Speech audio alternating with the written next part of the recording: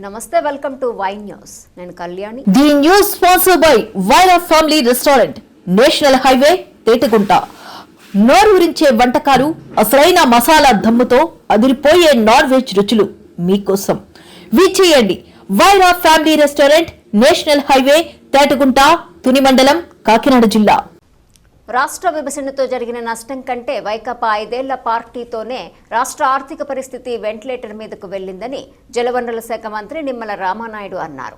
రాజమండ్రి కలెక్టరేట్లో జరిగిన తూర్పుగోదావరి జిల్లా బడ్జెట్ అవుట్ రీచ్ కార్యక్రమానికి హాజరైన మంత్రి వైసీపీ రాష్ట్రాన్ని అప్పుల ఊబిలో నెట్టిన వైకాపా ఖాళీ చిల్లుకుండా కూటమి చేతికి అందజేసిందన్నారు. అనేక సవాళ్లను అధిగమించి స్వర్ణాంధ్ర లక్ష్య సాధన వైపు అడుగులు వేస్తున్నామన్నారు. ఈరోజు గౌరవ ముఖ్యమంత్రి నారా చంద్రబాబు నాయుడు గారు 2024లో ప్రజల ఆశీర్వాదంతో కూటమి ప్రభుత్వం అధికారంలోకి వచ్చిన తర్వాత ఆర్థికమైనటువంటి ఇబ్బందులు, ఆర్థికపరమైనటువంటి కష్టాలు ఈ యొక్క ఆంధ్రప్రదేశ్ రాష్ట్రానికి ఉన్నటువంటి స్థితిలో కూడా ఏ రకంగా అభివృద్ధిని, సంక్షేమాన్ని ఈరోజు రాష్ట్రంలో అమలు చేస్తున్నామో ఈ బడ్జెట్ అవుట్ రీచ్ ప్రోగ్రాం ద్వారా ప్రతి జిల్లాలోనూ, ప్రతి నియోజకవర్గంలోనూ, ప్రతి మండలంలోనూ కూడా ప్రజలకు వివరించాలనేటువంటి ఆలోచనలో భాగంగానే ఈ యొక్క బడ్జెట్ అవుట్ రీచ్ ప్రోగ్రాం ఈరోజు తూర్పుగోదావరి జిల్లా కార్యక్రమంలో మేమందరం కూడా భాగస్వాములం అయ్యామనేటువంటి విషయాన్ని ముందుగా మీ అందరి ద్వారా తెలియజేసుకుంటూ ఉన్నా. ఎందుకంటే మీ అందరికీ తెలుసు, ఆ రోజు 2024 సంవత్సరంలో ప్రజలు ఆంధ్రప్రదేశ్ రాష్ట్ర చరిత్రలో ఎప్పుడూ లేనిటువంటి విధంగా 94% స్ట్రైక్ రేట్తో కూటమి ప్రభుత్వాన్ని గెలిపించారు. అధికారంలోకి వచ్చిన తర్వాత చూస్తే ఆర్థిక పరిస్థితి అంతా కూడా చిన్నాభిన్నంగా ఉన్నటువంటి పరిస్థితి. ఖాళీ చిల్లుకుండను ఈ యొక్క ఆంధ్రప్రదేశ్ రాష్ట్రానికి అందజేసినటువంటి పరిస్థితి. ఖాళీ కొండేస్తే ఏదో రకంగా శ్రమించి నింపుకోవచ్చు, కానీ ఖాళీ చిల్లుకుండ అంటే జగన్మోహన్ రెడ్డి చేసినటువంటి అప్పుల్ని ఒక పక్క తీర్చాలి, ఆయన చేసినటువంటి అప్పులకి వడ్డీలు మరొక పక్కన కట్టాలి, మరొక పక్కన అభివృద్ధిని, సంక్షేమాన్ని, ప్రజల యొక్క కోరికల మేరకు మళ్ళీ వాటిని కూడా మనం నెరవేర్చాలి.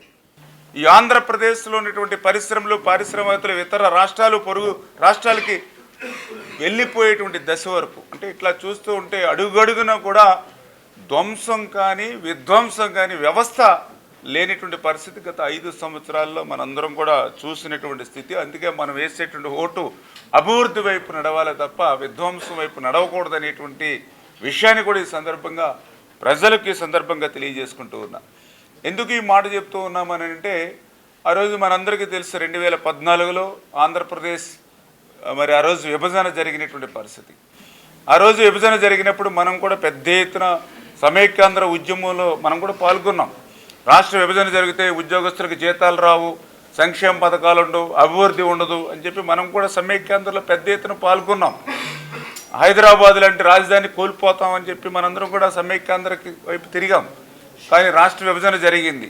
కానీ ఆ విభజన వల్ల ఆ నష్టాలు, కష్టాలు అధిగమించాము. ఆ రోజు చంద్రబాబు నాయుడు గారు 14-19 ముఖ్యమంత్రిగా ఉండగా మనందరికీ తెలుసు, కనీసం రాజధాని ఎక్కడుందో మరి తెలియకుండా ఆ రోజు విభజన జరిగింది.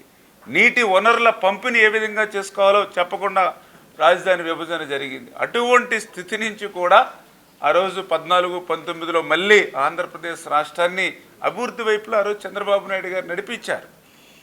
కానీ 2019లో మరి జగన్మోహన్ రెడ్డి గారు అధికారంలోకి వచ్చాక 19-24 చూస్తే ఈవేళ మా అందరికీ అనిపించేది 14లో జరిగినటువంటి రాష్ట్ర విభజన కంటే కూడా 19లో 24 మధ్య జరిగినటువంటి పరిపాలన వల్లే ఆంధ్రప్రదేశ్ రాష్ట్రానికి ఎక్కువ నష్టం జరిగినటువంటి పరిస్థితి, దుస్థితి ఈవేళ ఆంధ్రప్రదేశ్ రాష్ట్రానికి. ఏంటంటే మనందరం కూడా చూసాం, ఆ రోజు మరి 2024లో మనం అధికారంలోకి వచ్చే సమయానికి మరి పెద్ద ఎత్తున మరి బడ్జెట్లు అన్ని రకాలుగా అప్పులు. ఉదాహరణకి చెప్పాలంటే మా ఇరిగేషన్ శాఖే 18,000 కోట్ల బిల్లుల బకాయిలు మాకు వారసత్వంగా ఇచ్చినటువంటి పరిస్థితి. ఇట్లా ప్రతి శాఖ కూడా వేల కోట్ల రూపాయలు ఆంధ్రప్రదేశ్ రాష్ట్ర ప్రభుత్వం నుంచి కానీ, అదేవిధంగా కార్పొరేషన్లు పేర్లు చెప్పి కానీ దగ్గర 14 లక్షల కోట్ల అప్పులు కార్పొరేషన్లతో కలుపుకుంటే. నిజంగా అప్పు అంతా పంచితే ఒక్కొక్కరికి 2,40,000 వస్తుంది అప్పు పంచితే. కానీ ఆ రకంగా ఎవ్వరికి కూడా అప్పు పంచకుండా ఈవేళ సంక్షేమాన్ని అభివృద్ధిని ఈరోజు మళ్ళీ ఈ ప్రభుత్వం అందిస్తూ ఉంది అని అంటే ఈరోజు చంద్రబాబు నాయుడు గారు, పవన్ కళ్యాణ్ గారు, మోడీ గారి యొక్క మరి ముగ్గురు కూడా ఈరోజు అప్పుని, ఆ భారాన్ని వాళ్ళ నెత్తి మీద వేసుకుని ఈరోజు మనందరికీ కూడా ఈ యొక్క అభివృద్ధిని, సంక్షేమాన్ని అందిస్తున్న విషయాన్ని కూడా గత బడ్జెట్ల నుంచి కూడా మనందరం కూడా చూస్తున్నటువంటి పరిస్థితి అనే విషయాన్ని కూడా ఈ సందర్భంగా మీ ద్వారా తెలియజేసుకుంటూ, మరి ఇటువంటి స్థితి నుంచి, ఎందుకంటే ఈవేళ ఆదాయం చూస్తే చాలా స్వల్పంగా ఉంది, అటువంటి స్థితిలో కూడా ఎంతో సంక్షేమాన్ని, అభివృద్ధిని, ఎందుకంటే ఒక పక్కన ఇంతకుముందు చెప్పినట్లుగా హైదరాబాద్ని మనం కోల్పోయాము ఆ రోజు 2014లో. ఎందుకంటే ఈవేళ తెలంగాణ ఒక మిగులు బడ్జెట్ రాష్ట్రంగా ఉంది అని అంటే ఈవేళ హైదరాబాద్ నుంచి 62% ఆదాయం ఈవేళ తెలంగాణకు వస్తుంది కాబట్టి తెలంగాణ మిగులు బడ్జెట్ రాష్ట్రంగా ఉంది. ఈవేళ ఒక చెన్నై తమిళనాడు రాష్ట్రానికి, ఒక బెంగళూరు ఒక కర్ణాటక రాష్ట్రానికి, ఒక ముంబై ఒక మహారాష్ట్రకు, ఆ రకంగా ఆంధ్రప్రదేశ్ రాష్ట్రానికి ఆదాయాన్ని వచ్చేటువంటి రాజధాని లేనిటువంటి పరిస్థితి.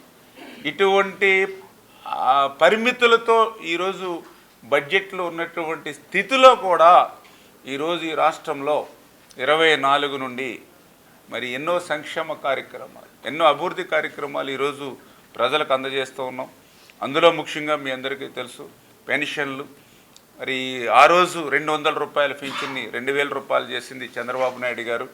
మళ్ళీ ఆ 2000 రూపాయలని 3000 రూపాయలు చేస్తారన్న ఆయనకి 1000 రూపాయలు పెంచడానికి ఆయనకి 5 సంవత్సరాలు పట్టింది.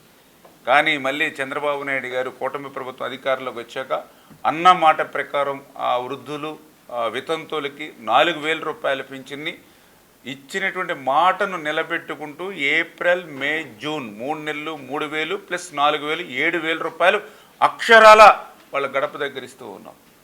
దివ్యాంగులు పింఛన్ అవుతే మరి 3000 రూపాయలు 1924, ఒక్క రూపాయి కూడా 5 సంవత్సరాల్లో పెంచాల. కానీ కూటమి ప్రభుత్వం అధికారంలోకి వచ్చిన తర్వాత ఆ దివ్యాంగుల వాళ్ళ కుటుంబానికి కానీ ఆ ఇంట్లో ఉన్నటువంటి సభ్యులకు కానీ భారం కొంతమేరైనా తగ్గించాలనే ఉద్దేశంతో 5 సంవత్సరాల వైసీపీ ప్రభుత్వంలో ఒక్క రూపాయి పెంచడానికి దివ్యాంగులకు కూడా మనసు రాకపోయినా ఈ ప్రభుత్వం మాత్రం 500 1000 కాదు 3000కి 3000 రూపాయలు కలిపి 6000 రూపాయలు దివ్యాంగులకు ఇస్తూ ఉన్నాం. బెడ్ రీడ్ నుండి ఈవేళ 10,000 రూపాయలు, 15,000 రూపాయలు. ఈవేళ ఆంధ్రప్రదేశ్ రాష్ట్రంలో ఏ రాష్ట్రానికి మనం వెళ్ళినా కూడా ఒక్క మీరు పొరుగు రాష్ట్రం మన తెలంగాణలో అయితే 2000 రూపాయలు తప్ప మిగిలినటువంటి బీహార్, మధ్యప్రదేశ్, రాజస్థాన్, హర్యానా, పంజాబ్ మీరు ఏ రాష్ట్రానికైనా వెళ్తే మరి 1500 రూపాయలు, 1000 రూపాయలు, కొన్ని రాష్ట్రాల్లో అయితే 500 రూపాయలు మాత్రమే పెంచాను. కానీ ఒక్క ఆంధ్రప్రదేశ్ రాష్ట్రంలో కూటమి ప్రభుత్వం మాత్రమే ఈరోజు 4000, 6000 రూపాయలు, 10,000 రూపాయలు, 15,000 రూపాయలు చొప్పున నెల వచ్చింది అని అంటే 1వ తేదీ వచ్చింది అని అంటే పెన్షన్ నిమిత్తమే 3,300 కోట్ల రూపాయలు ఈరోజు ఉద్యోగస్తులకు మరొక 3,000 కోట్ల రూపాయలు. 1వ తేదీ వచ్చిందంటే 6,000 నుంచి 7,000 కోట్ల రూపాయలు 1వ తేదీకి అక్షరాల అక్కడ మనం పెట్టవలసి వస్తూ ఉంది. అటువంటి స్థితిని ఇది కూడా సమర్థవంతంగా, ఎందుకంటే గత 5 సంవత్సరాల పాలనలో ఉద్యోగస్తులను కూడా మనం ఆ రోజు చూసాం. జీతాలు పెంచమని ఉద్యమించడం లేదు వాళ్ళు, మా జీతాలు మాకు 1వ తారీఖున ఇవ్వండి చాలు అని ఉద్యమించేటువంటి పరిస్థితికి గత 5 సంవత్సరాల్లో ఉద్యోగస్తుల పరిస్థితి వచ్చింది అని అంటే గత పాలనకి ఈ పాలనకి ఉన్నటువంటి డిఫరెన్సెస్ తేడా ఏంటనేది వీళ్ళ ప్రజలు కూడా తెలియజెప్పాలనేటువంటి విధానంలోనే ఈ యొక్క బడ్జెట్ అవుట్ రీచ్ ప్రోగ్రామ్స్ ఇలా ప్రతి విషయంలోనూ కూడా. అదేవిధంగా ఈరోజు సూపర్ 6ని సమర్థవంతంగా ఇటువంటి స్థితిలో కూడా అమలు చేసుకుంటూ, ఎందుకంటే తల్లికి వందనం ఈవేళ ఎంతమంది పిల్లలు ఉంటే అంతమందికి కూడా ఆ తల్లుల అకౌంట్లో మనం అమౌంట్ని జమ చేస్తూ ఉన్నాం.